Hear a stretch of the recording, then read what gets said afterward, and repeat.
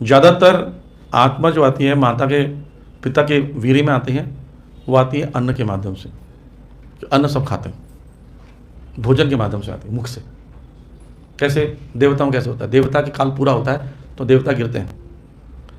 वो स्वर्गलोक के जस्ट नीचे भूअर लोक है, पृथ्वी या भूमंडल, भूलोक के ऊपर भूअर लोक के ऊपर स्वर्ग। ओम भूर्भुवः स्वः बोलते ना, तो भूअर लोक स्वर्ग लोक, ठीक है। तो स्वर्ग लोक से जब गिरते हैं तो व्यक्ति गिरता है, लिटरली गिरता है, उसको धक्का देते हैं।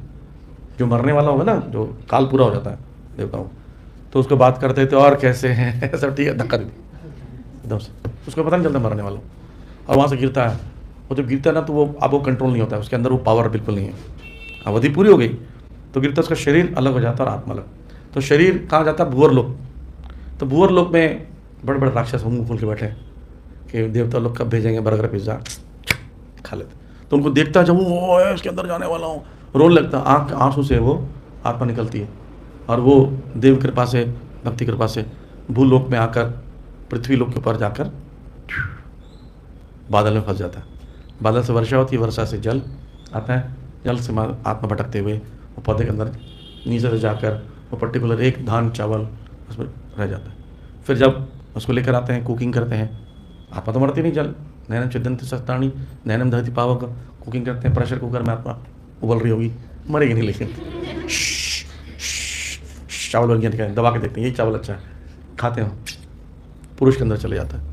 पुरुष के खून में परिवर्तित हुआ, खून के साथ वो कणों के साथ जाकर वीर्य बनता है, वीर होकर इकट्ठा रहता है। जब पुरुष माता के साथ यानी पत्नी के साथ निषेचन क्रिया करता है, गर्भ में आत्मा को स्थापित करता है, तो गर्भ में आ जाती है आत्मा, फिर वो पोषण होकर वृद्धि होती रहती है। तो देवता लोग से ऐसे आते हैं, पशुओं से भी ऐसे आएंगे, कहीं ना कहीं आत्मा गिरेगी, मरेगी, उसे निकलेगी, किसी जीव आएगा, अन्न है, वस्तु है, खाने के माध्यम से वो शरीर में जाता है, फिर उससे निषेचन क्रिया से गर्भस्थ कर जन्म लेता है।